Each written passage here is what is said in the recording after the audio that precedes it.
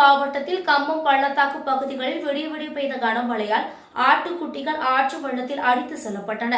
மேலும் வீட்டுக்குள் புகுந்த மழை நீரால் பொதுமக்கள் பாதிப்படைந்துள்ளனர். தேனி மாவட்டத்தில் நேற்றைய தினம் மாலை வேளை முதல் மழை பெய்ய துவங்கி இரவு வேளையில் கனமழை பெய்தது. இதில் குறிப்பாக கம்பம், உத்தமபாளையம், கூடலூர், சின்னமனூர், கோம்பை, தேவாரம் உள்ளிட்ட பகுதிகளில் கனமழை பெய்ததன் காரணமாக தாழ்வான குடியிருப்பு பகுதிகள், விவசாய நிலங்கள் உள்ளிட்டவற்றுள் தண்ணீர் புகுந்தது.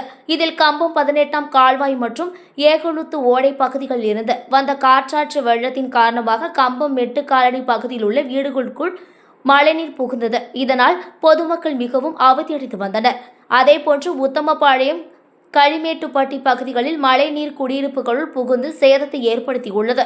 கம்பம், உத்தமபாளையம் உள்ளிட்ட பகுதிகளில் சுமார் 20க்கும் மேற்பட்ட வீடுகளின் மதில் சுவர் ஆங்காங்கே இடிந்து விழுந்து சேதத்தை ஏற்படுத்தியுள்ளது.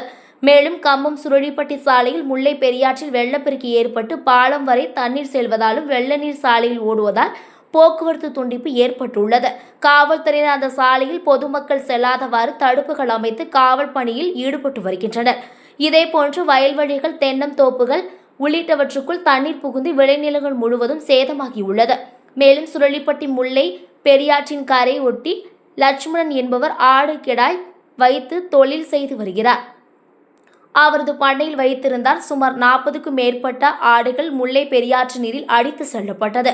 கம்பம், சுருளிப்பட்டி போன்ற பகுதிகளில் மழை வெள்ளத்தால் பாதிக்கப்பட்ட பகுதிகளை தேனி பாராளுமன்ற உறுப்பினர் தங்க தமிழ்ச்செல்வன் நேரில் சென்று ஆய்வு செய்தார். அதனைத் தொடர்ந்து அரசு அதிகாரிகளிடம் பேசி உடனடியாக பாதிப்புகள் சரி செய்யப்படும் என்றும் தெரிவித்து சென்றார்.